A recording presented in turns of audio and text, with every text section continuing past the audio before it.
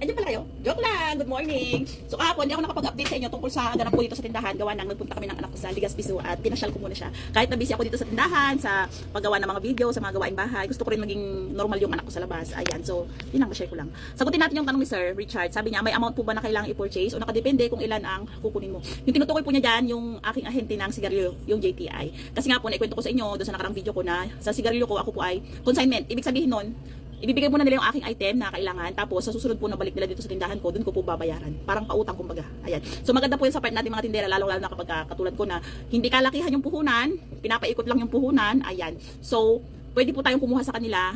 I-offer lang naman nila yan. Sa unang purchase mo, wala pong minimum amount kung magkano yung kukunin mo sa kanila.